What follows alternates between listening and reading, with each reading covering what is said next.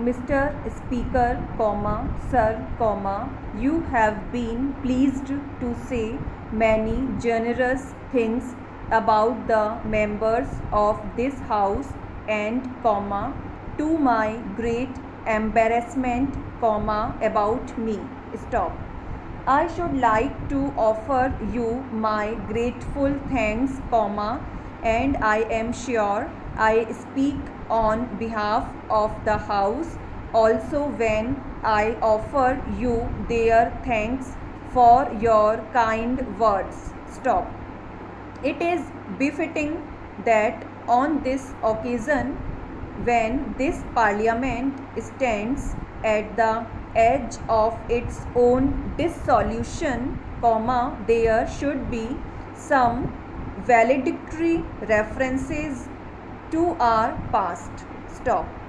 Since you have been good enough to make a reference to the work of this parliament, I am taking the liberty of also saying a few words. Stop.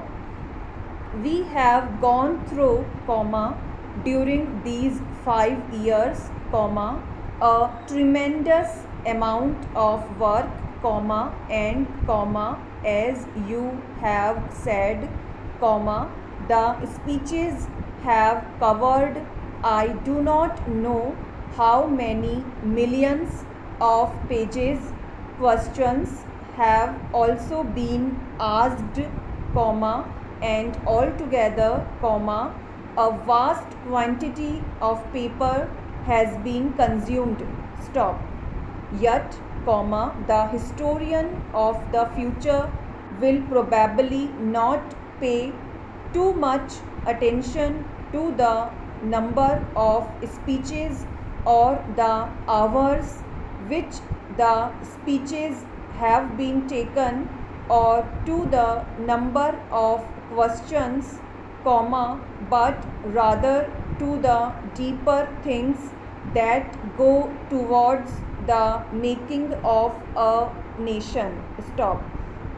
Here we have sat in this parliament, the sovereign authority of India, responsible for the country's governance.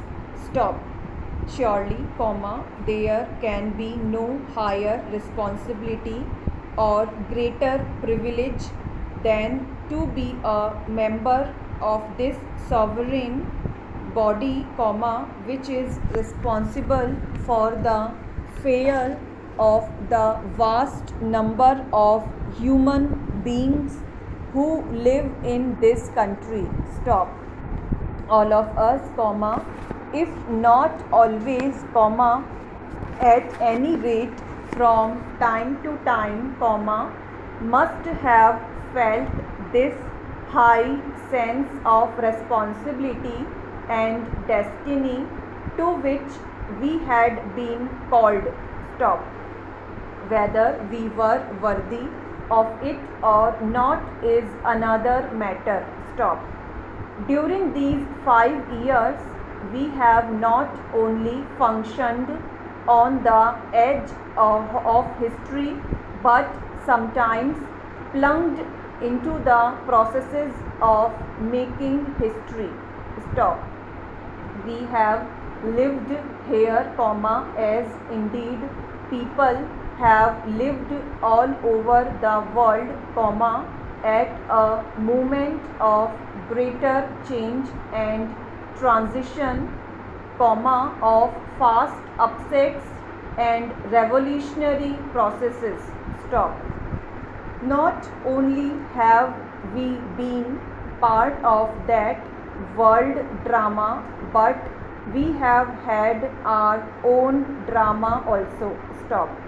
It would be interesting for someone to take a rather distant view of the drama of these 5 years and more, not being lost in the innumerable confusing details, but seeing this broad current of history. stop, para change. We chose this system of parliamentary democracy deliberately, we chose it not only because, to some extent, we had always though on these lines previously, but because we thought it was in keeping with our own old traditions, not the old traditions as they were, but adjusted to the new conditions and new surroundings. Stop. We chose it also. Let us give credit where credit is due, because we approved of its functioning in other countries, more especially the United Kingdom. Stop. So, this parliament and the Lok Sabha became to some extent like the British Parliament and the British House of Commons, in regard to our rules of procedure and methods of work. Stop. Parliamentary democracy demands many virtues. Stop. It demands, of course, ability. Stop. It demands a certain devotion to work. Stop. But it demands also a large measure of cooperation, of self-discipline, of restraint. Stop.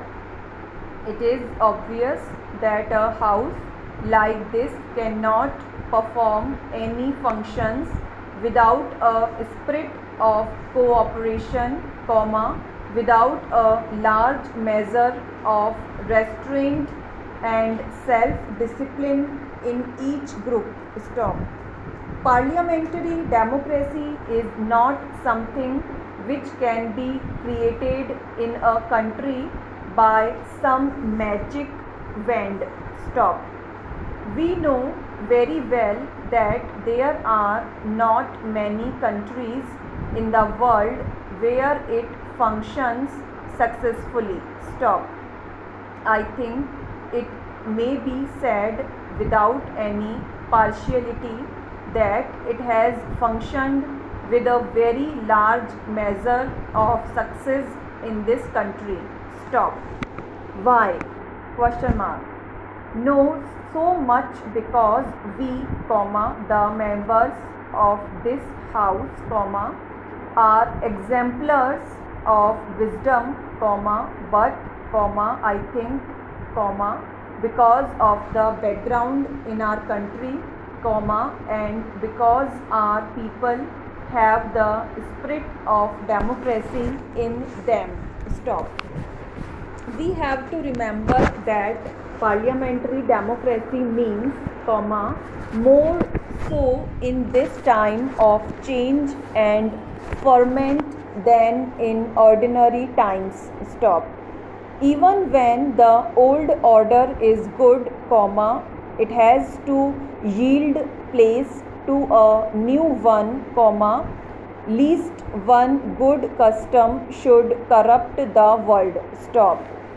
Change there must be, change there has to be, particularly in a country like India, which was more or less changeless for a long time, changeless not only because the dynamic aspect of the country was limited, restricted and confined by foreign domination, but also because we had fallen into ruts of our own making, in our minds, in our social framework and the rest. Stop. So we had to take our souls out both from the ruts and from the disabilities and restrictions caused by alien rule. We had to make rapid change in order to catch up. Stop. But while change is necessary, there is another quality that is also necessary, a measure of continuity. There has always to be a balancing of change and continuity in our democratic way of life.